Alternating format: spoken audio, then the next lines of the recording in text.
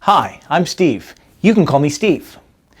If I plan this right, I should be posting this on Groundhog Day. It also happens to be my birthday, which is a great way for me to remember when it is. It does mean I have to share my birthday with a bunch of glorified rodents, but my cousin who was born on Christmas Eve has it worse. Every year, so the story goes, a groundhog comes out of his burrow in the morning on February 2nd and checks if he can see his shadow. If he can, there will be 6 more weeks of winter. If not, spring is coming.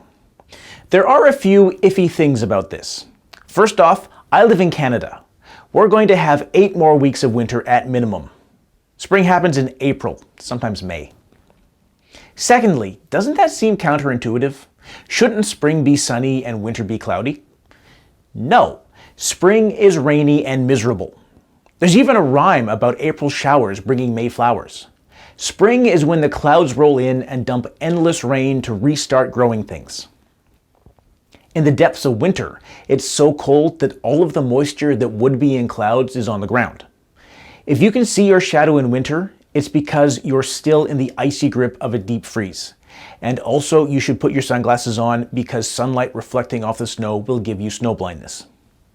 If it's overcast, spring rains are on their way. In theory, that is. This is a horrendous oversimplification because weather is never that neat and tidy. It can be overcast and -15. It can be sunny and warm and melting the snow. Predicting the weather 6 weeks ahead based on cloud cover of one day is extremely poor meteorology. Wiarton Willie, the groundhog prognosticator for Ontario, has an accuracy rate of about 25%. That's the same rate you would expect if you were given a multiple choice test and just picked C for everything without reading the questions.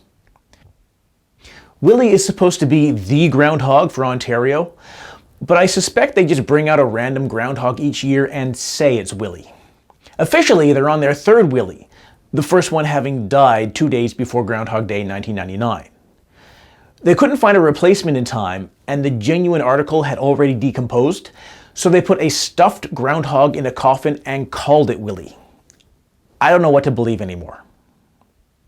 So why February 2nd? What's special about that day? There's a confused mishmash of German and Gaelic traditions about various animals making weather predictions on that day, and the day itself turns up in a confused mishmash of Christian and pagan festivals. I'm not a folklorist or a theologian, so I'm not touching any of that.